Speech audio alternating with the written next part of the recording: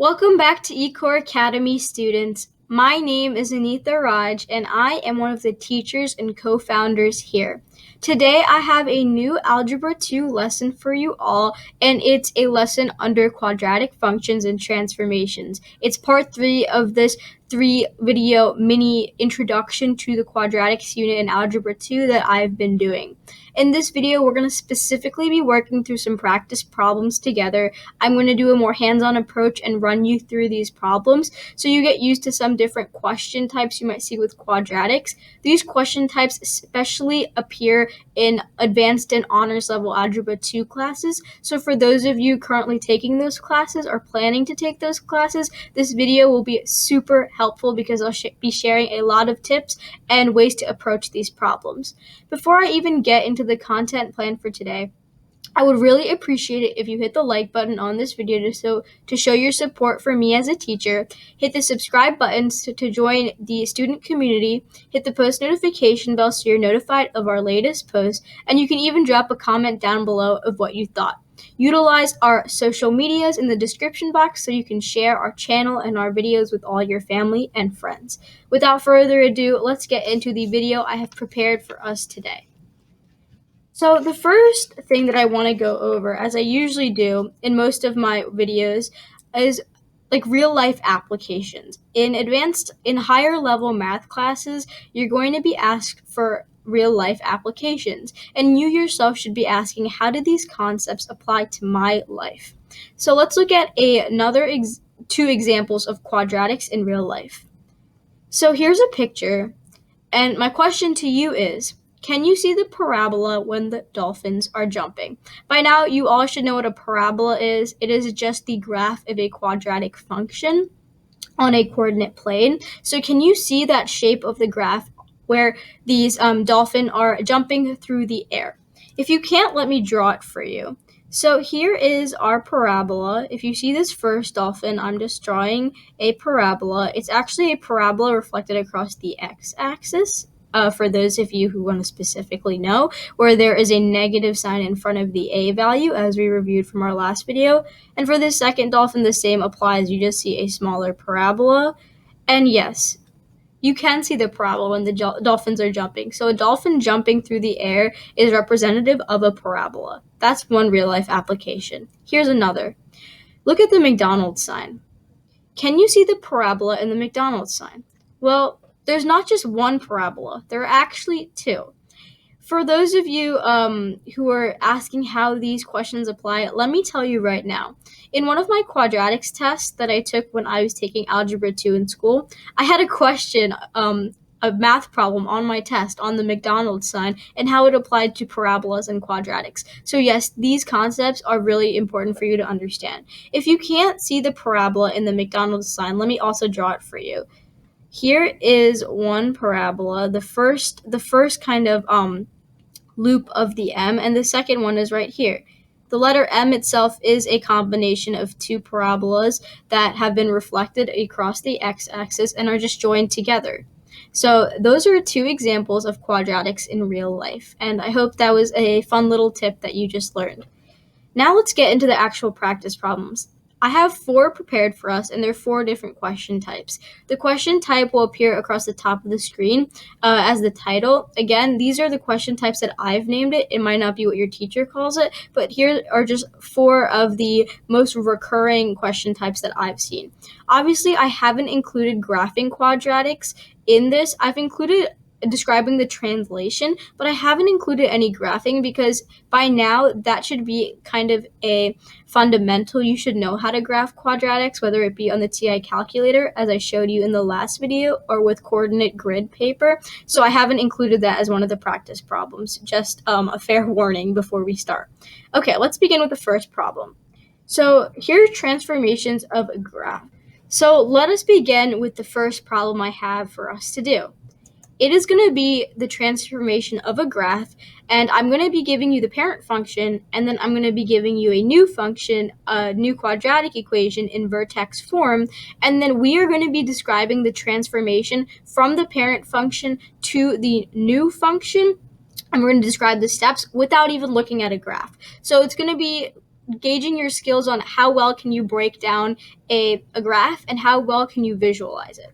So here's the problem. What steps transform the graph of y equals x squared, which is your parent function, to y equals negative 3 times the quantity x plus 7 and that quantity squared minus 9? So how I'm going to do this is I'm going to have the solution written right underneath the problem, and then on the next, so you guys can pause it and you can copy down the solution if you want to do that, and then listen to me walk through it. Or you can just skip through this part and go to the next slide where I will actually write out the solution and we can do it together. So here's the solution. Reflect across the x-axis, stretch vertically by a factor of 3, translate 7 units to the left, and translate 9 units down. On the next slide, I'll be going through this, so don't worry if I went through it too quickly. Okay, we're going to be doing that same problem, transformations of graph steps, but we're going to be solving the problem together. So I'm going to be writing it out with all of you. Okay, so first, let's start by writing the parent function, y equals x squared. And what are we transforming that to? What is the new function that we are getting? So we are now getting y equals negative 3 times x plus 7, and that quantity squared minus 9. So we're writing down our givens. And here's just a quick reminder that vertex form is y equals a times x minus h, and that quantity squared plus k, just in case you're still trying to learn that and remember that. So that is a very important concept. Okay, so now let's break this down. So we need to describe the steps of how this got to this. So let's first look at the negative sign in front of the 3. So I'm just going to write the negative sign here, and I'm going to put the explanation right next to it. So what does a negative sign mean in front of the a value? Because remember, 3 is our a value. Well, it means that the graph was reflected across the x-axis. So I'm going to write that right here. Reflected across the x-axis. Remember that from the key concepts that we reviewed in the last video. So that's part one. That's the first step broken down. That is a step of transformation, so you would include that in your answer as we did in the last slide. Now let's look at our a value, which is ignore the negative sign. Now just look at the 3. Remember when we were talking about what the a value does to the graph? If the a value is less than 1, if it's less than 1, if it's like as in it's a decimal, then if you have 1/2, negative 1/4, 0.75, whatever it be, if it's between if it's less than 1, then it compresses the graph vertically, which means you get a squat looking graph like that. However, if your value is larger than that, if it's a larger integer value, larger than 1 or negative 1, as in if you have negative 5, positive 6, 7.25, whatever it is, that means that your graph is stretched vertically. So it means instead of looking squat like this, it'll look like this now. So how would we describe that with the 3? Well, with 3, the 3 indicates to us that this graph is stretched vertically by a factor of 3. So that's how we would describe that. Now let's look at this next part, this x plus 7 squared. Well, if you remember, the 7 and the 9 somehow work together and we get our vertex from those values. So what does the 7 mean? Well, whatever is in the parentheses with the x describes a horizontal translation. So if this was the parent function, if you're using vertex form and you have a number in the parentheses with the x, that means that number is responsible for shifting the graph left or right. I mean, it's mirrored in when you're watching this, but just it's responsible for shifting the graph horizontally. So what does 7 mean in this instance? Remember, 7 is our h in this case. It's our x coordinate of our vertex. However, it's the opposite of what you see here. So remember, this is x. So this is x minus h whole quantity squared. So here x plus 7, so this plus 7 is actually a minus 7. So what does that mean for translations? Well, we translate the parent function 7 units to the left. Left is going in the negative direction, and remember, it's the opposite. So even though it's written as positive 7 in this right here, it's actually minus 7. So we translate 7 units to the left. And lastly, let's work with this 9. So the 9 is straightforward. It's a minus 9, which means we're going to be doing this 9 is our k, which is our y-coordinate of our vertex. So it's going to be moving the graph up or down. So it's responsible for our vertical translation. Because it's minus 9, we're going to be translating the parent function 9 units down. So that's the 4 steps of the translation of this problem. And just for bonus, for those of you wondering, the vertex that we derive from this new this new function, this quadratic function I gave you, which is hk, would in this case be a negative 7, 9, just in case you were curious. So we just solved that whole problem together. Let's move on to the next problem. So this is a components table. We did this before. Let's just do another one. We did this before in the last video for those of you wondering. So here's the problem. Find the vertex, axis of symmetry, maximum or minimum value, domain and range of the function y equals 6 times the quantity x minus 1 squared plus 4. So here's the solution, as in here's a typed out component table if you want to copy it down, and then just listen to me when I go through the explanation on the next page, and I'll just wait for a second if you want to pause the video and just copy this down. Okay, I'm going to go to the next slide, and we're going to be working through this component table, but we're going to be doing it together. Okay, so let's first write down our given. You always want to start with what you've been given. So you've been given the quadratic function. You've been given this quadratic function. And it has been written in vertex form, as all of these have been so far. And that quadratic function is y equals 6 times the quantity x minus 1 whole squared plus 4. So that is what your whole problem is going to revolve around. And you're trying to break this into its components. Well, first let's talk about what the vertex is. So the vertex is HK. So you remember that point, HK. And maybe right above here, I'll just write it in vertex form as well. So in case we forgot, we can see a side-by-side comparison. So squared plus k. So the vertex is HK. You're deriving it from this equation. So remember, our k is pretty straightforward. It's 4 in this case. So I'm just going to write the y-coordinate. 4 is the y-coordinate of the vertex, which is k. How about h? When we want to find h, we look at what's in the parentheses, x minus 1. So if you look at vertex form, we write it as x minus h. So if h's value is 5, then we write it as x minus 5. If h's value is negative 5, however, we multiply with a negative sign already here, and we get x plus 5. So we just simply say it's the opposite of what you actually see. Here we see x minus 1. Well, the actual x-coordinate of the vertex would be 1, because if you think about it, if you put 1 in for h in vertex form, you get x minus 1. If I put negative 1 in, however, I'd get x plus 1. However, the actual quadratic function we're working with is x minus 1. Therefore, the x-coordinate is 1. So this would be your vertex. Now let's talk about your axis of symmetry. If you're writing this as a problem, I always abbreviate it as AOS, which is just axis of symmetry, just the axis of symmetry. So it's just an easier way to write that.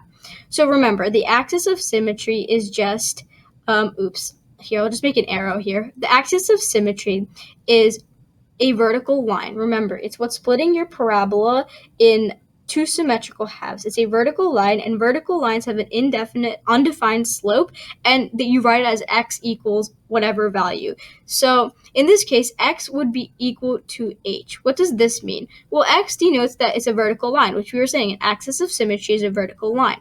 But if you think about it, the vertex falls on that vertical line. So the x-coordinate of the vertex is the actual vertical line. So if I give you an example, the vertex was 5, 7, then your axis of symmetry would be x equals 5 because 5 is the x-coordinate of the vertex. Let's look at the application in this problem. What would be the axis of symmetry here? Well, what is the x-coordinate of the vertex? It's 1. So our axis of symmetry would therefore be the line x equals 1.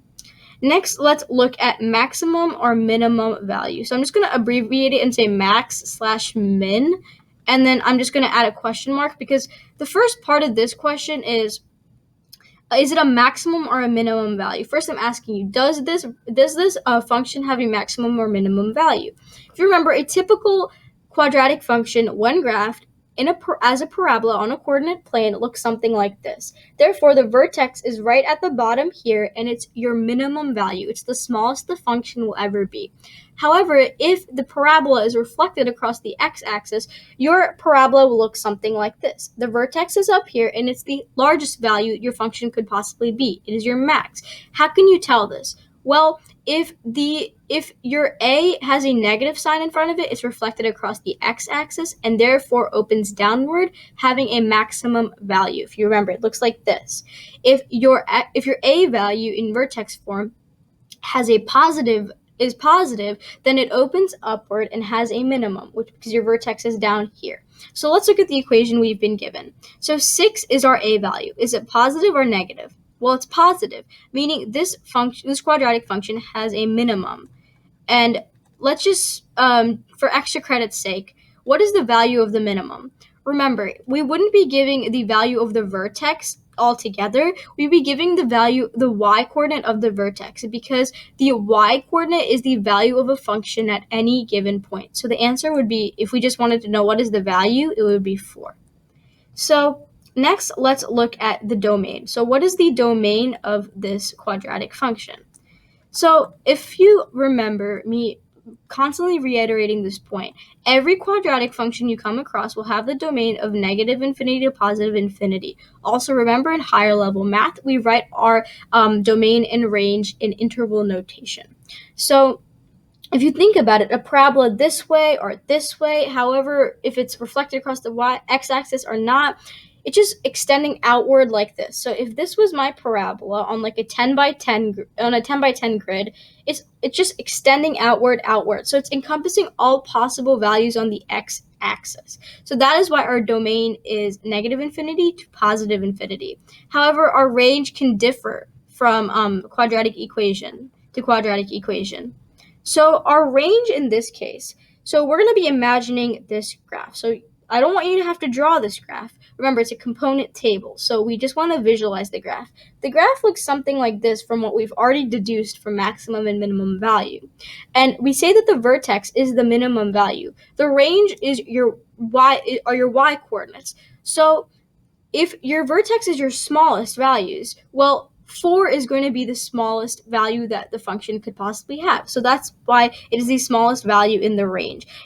But it's included in the quadratic equation because 4 is part of the vertex, which is part of the equation. So we put a bracket to show that 4 is part of the y coordinates in this function. So we put 4, and it just continues all the way up into positive infinity. So then we write positive infinity and then parentheses. So we just solved that problem. Pat on the back if you were able to understand that. That means you learned something from the last lesson. All right, let's go into this next problem I have. It's going to be quite a bit of work, but I want you to stick through it and do it with me. It's determining a and k. So if you don't know what that means, let me show you the vertex form again, and then you'll probably get it. So here's the problem. Find the values of a and k so the given points fall on the graph of the function. So the given points I'm giving you are 1, 11, and 2, negative 19. What I've given you of vertex form is y equals a times x plus 1, that quantity squared, plus k. It's pretty much an empty vertex form equation, but if you look here, this 1 should be a k. So I've given you the x coordinate of the vertex. And if you're totally confused, I'll be walking you through this. Don't worry at all. I'll write vertex form underneath here so you see what vertex form looks like. squared plus k. So we're trying to find the values of a and k because h has already been given to us and we don't put values in for y and x in vertex form.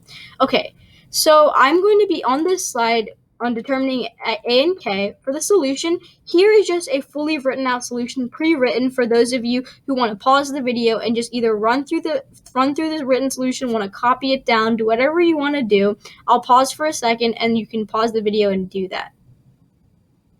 Okay, so on this next slide, we're going to be actually working through it together. So this is going to be quite a bit of work. Just stick with me and we can do it. So determine a and k, solving the problem together.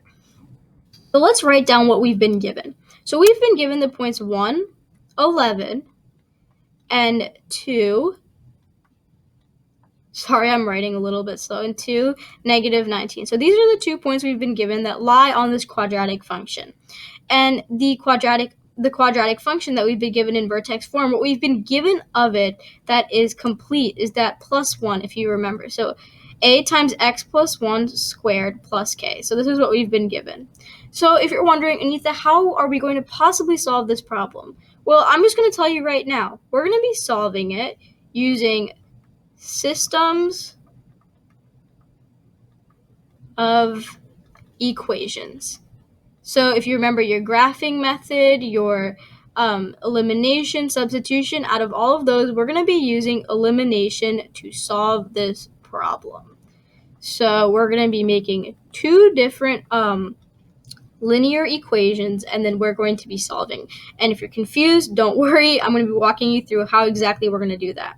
Okay, so first, take this quadratic equation right here and plug one of the points into it. So I'm going to take 11 first. I'm going to be plugging 1 in for x and then 11 in for y, and just watch what I do. So by doing that, I'm substituting these values in for the x and y. I get 11 equals a times 1 plus 1 squared plus k. So that's what I get.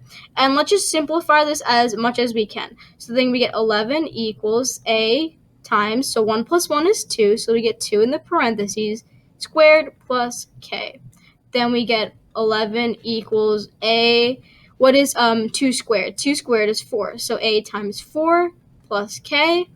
And then the most simplified we can go is 11 equals 4a plus k. So we've gotten it down to this. So let's do the same exact thing that we just did. I'm just drawing this barrier between this with 2, negative 19. So we're plugging the x coordinate 2 into x in vertex form, and then the y coordinate, negative 19, into y for this equation. So let's do it right here. So we do negative 19 equals a times 2 plus 1 squared plus k. Then let's simplify that. Negative 19 equals a. So what is 2 plus 3? That is 2 plus 1, pardon me. That is 3. So 3 goes in our parentheses. That value is squared plus k. Negative 19 equals, what is a 3 squared? 3 squared is 9. So that is 9. Let me just erase that very quickly. Sorry. I just got ahead of myself one step. Okay, that would be a times 9 because 3 squared is 9 plus k. And then we get, finally, negative 19. So a times 9, we can just rewrite it as 9a just for formatting's sake, plus k. So these are the 2 equations we've gotten down to. We're going to be using elimination method, if you remember, from systems of equations, just 2 system linear equations. We're going to be doing that exact same thing. We're going to be trying to eliminate the k because we just want to get a by itself, find out what a is, and then work backward to find out what k is. So let's do that over here, down here. I'm literally just taking these 2 equations. So I'm just going to rewrite it. 11 equals 4a plus k, and then plus negative 19 equals 9a plus k, and then just draw a line beneath it because we're going to be adding these two. So if you see, to cancel out the k's, I need to multiply one of these equations by -1. I'm going to choose the first one because if I get a negative k in one of them, these k's cancel out, and then I get a by itself. So let's just do it with the first one. So I'm just going to say times -1. I'm just going to draw an arrow over here.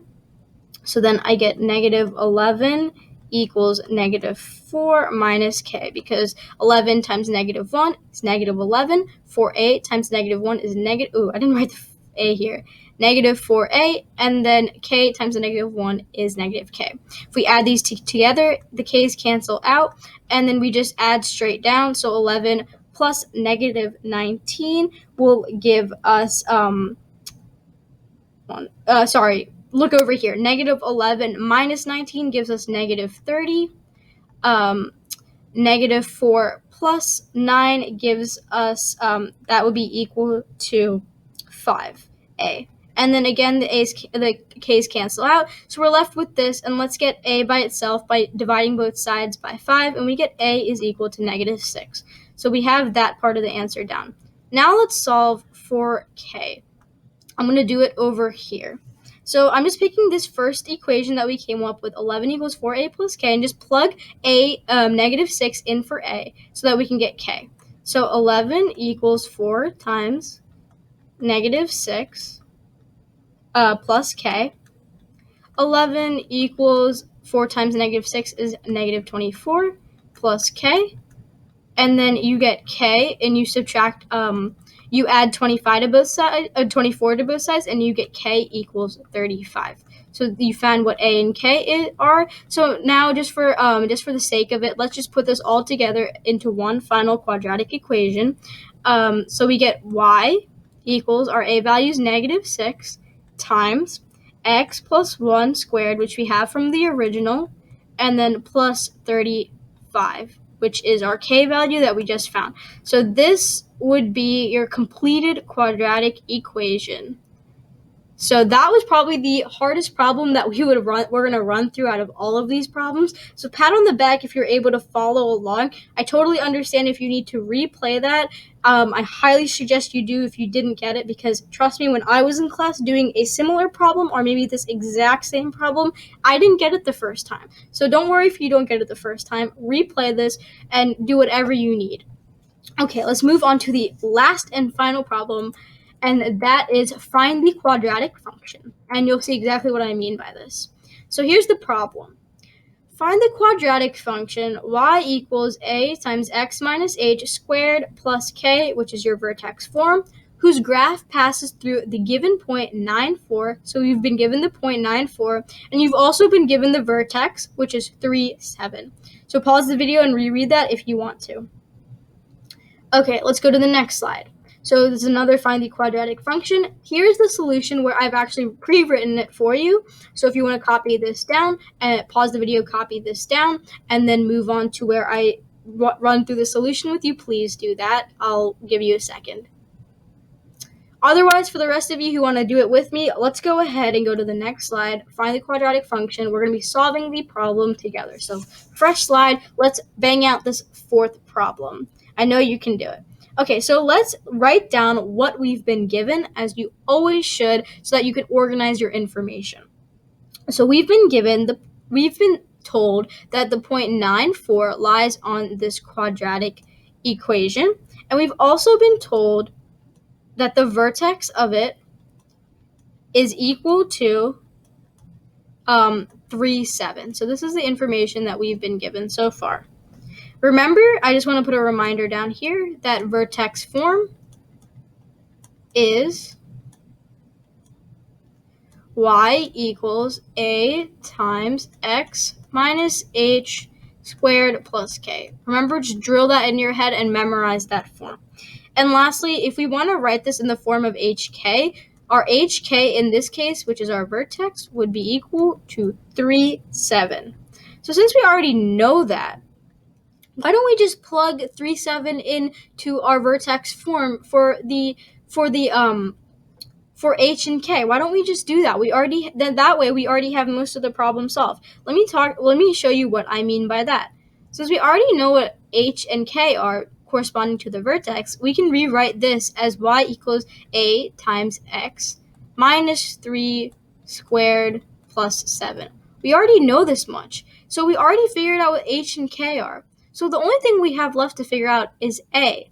How can we do that? Well, let's take the point. We've been given the point 94 for a reason. The reason is that they want us to, the problem maker wants us to plug this point back into this equation right here to find out what the value of a is. Because at this point, a will be the only variable we have left, since we'll plug in 9, which is the x coordinate, in for x, and then 4, which is the y coordinate, in for y. So let's do that right now.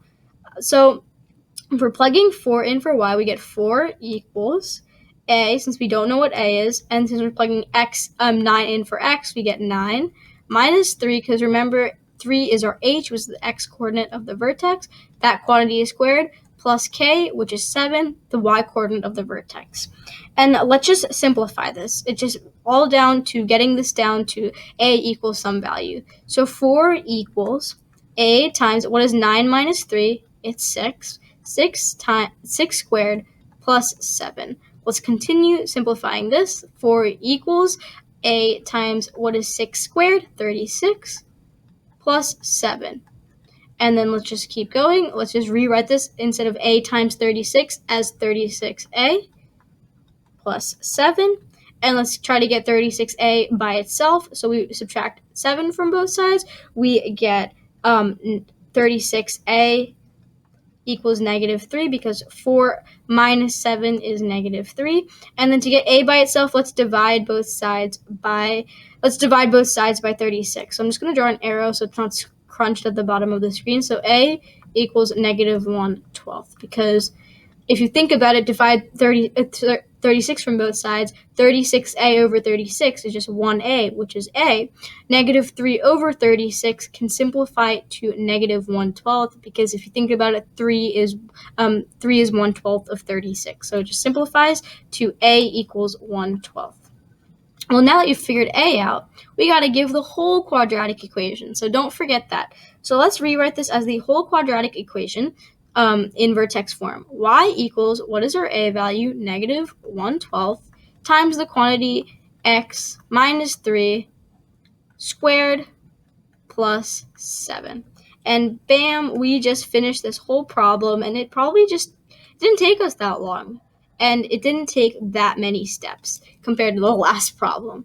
So if you need to go over that problem, I totally understand. It is still a new concept. Please review it. Definitely go to the last slide, because I have it written out a little bit more organized. So if you're copying it down, it'll be a little bit easier for you to read that rather than this. But I think this hands-on approach will help 99% of you, because you're following as I speak and as I write this out. So hopefully those 4 practice problems gave you a tough time, but in a good way, in that you definitely learned something and you learned these difficult quadratic question types. So that's all I have for you today, prepared for you today. I hope you enjoyed it. Personally, I really, really enjoyed this video, because I love working through problems with all of you, and I like that hands-on approach where I write. Please definitely leave comments about that and how you felt about that. For now, please like the video to show your support and show that you actually enjoyed watching me during this video. Also, hit the subscribe button to join our expanding, supportive, amazing student community. Use our socials in the description box below to share this video and many others, along with hitting the post notification bell so you're notified of all of our latest posts. So that's all I have. Like I told you, I just want to let you know that we have a website going up soon, within this next week, hopefully, fingers crossed. That website is going to be amazing. It's going to have all of AJ and my notes, like very exclusive notes. It's going to have all of these videos and even a self-assessment quiz. So if you're really questioning, do I understand this topic or not, you can take that quiz. It is so cool. It has all these very cool functionalities for you students. So when that goes out, we'll be broadcasting it everywhere. So don't worry, you're not going to miss the memo. And lastly, if you have any personal or business correspondences, just email us at eCoreAcademy@gmail.com if you'd rather not drop a comment. So I hope you have a nice day ahead of you, and look out for my next video. Bye.